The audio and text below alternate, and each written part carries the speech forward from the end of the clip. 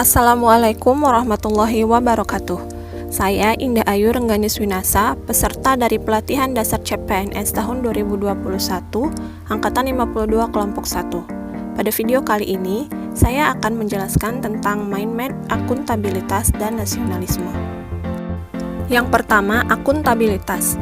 Dalam materi akuntabilitas, ada 4 submateri yang akan kita pelajari, yaitu konsep akuntabilitas publik, mekanisme akuntabilitas, PNS yang akuntabel, dan akuntabilitas dalam konteks. Kita mulai dari konsep akuntabilitas publik. Pengertian akuntabilitas sendiri adalah kewajiban pertanggungjawaban yang harus dipakai, sedangkan fungsinya adalah untuk menyediakan kontrol demokrasi, untuk mencegah korupsi dan penyalahgunaan kekuasaan, serta untuk meningkatkan efisiensi dan efektivitas. Aspek-aspek dalam akuntabilitas, yang pertama adalah akuntabilitas merupakan sebuah hubungan. Yang kedua, akuntabilitas berorientasi pada hasil. Yang ketiga, akuntabilitas membutuhkan adanya laporan. Yang keempat, akuntabilitas memerlukan konsekuensi. Yang kelima, akuntabilitas memperbaiki kinerja. Sedangkan tingkat dari akuntabilitas dimulai dari personal, individu, kelompok, organisasi, dan stakeholder.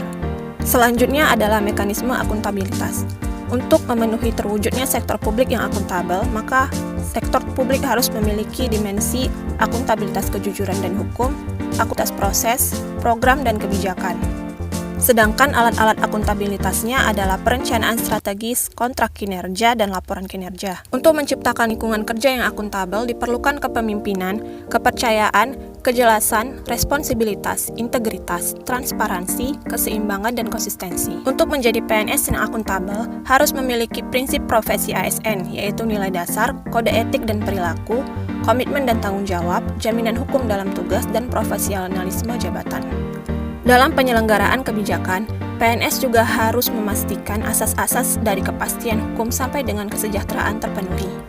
Akuntabilitas dalam konteks.